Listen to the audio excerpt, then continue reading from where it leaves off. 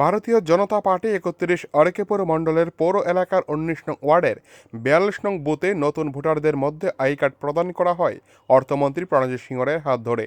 উপস্থিত ছিলেন পৌর চেয়ারম্যান শীতলচন্দ্র মজুমদার, আরকেপুর মণ্ডলের মহিলা মোর্চার সভানেত্রী ভমর সোম, বুথ সভাপতি হাসান মিয়া পোদ্দার ও বিজেপি নেতা গৌতম দে সহ প্রমুখ।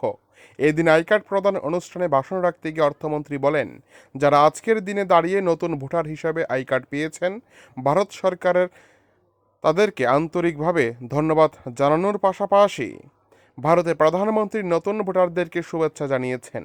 এদিন অর্থমন্ত্রী বলেন, ২০১৪ সাল থেকে ২০২৩ সাল এই সময়কালে পর্যন্ত ১০ বছর যাবৎ প্রধানমন্ত্রী কাজ করেছেন জনসাধারণের উদ্দেশ্যে।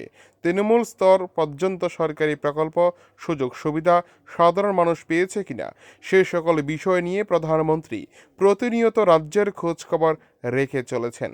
একই সাথে সরকারি প্রকল্পে প্রধানমন্ত্রী আবাস যোজনা, উজ্জ্বলা যোজনা, পানীয় জল সর্বক্ষেত্রে রাজ্যকে দুহাত ভরে কেন্দ্রীয় সরকার বিভিন্ন প্রকল্পগুলি দিয়েছেন এ রাজ্যের সাধারণ মানুষের স্বার্থে।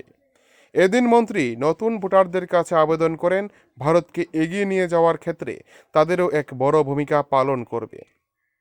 নতুন ভোটারদের মধ্যে আই কার্ড প্রদানকে কেন্দ্র করে ব্যাপক সাড়া লক্ষ্য করা যায় চিরার মিল পঞ্চায়েত হলঘরে।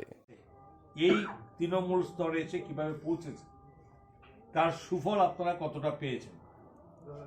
আর আজকের দিনে প্রধানমন্ত্রীজি নরেন্দ্র মোদীজির দেওয়া সমস্ত যোজনাগুলো নতুন ভাবে একদম গরিব, শ্রমিক, কৃষক থেকে শুরু করে মহিলা, যুবক, বৃদ্ধ,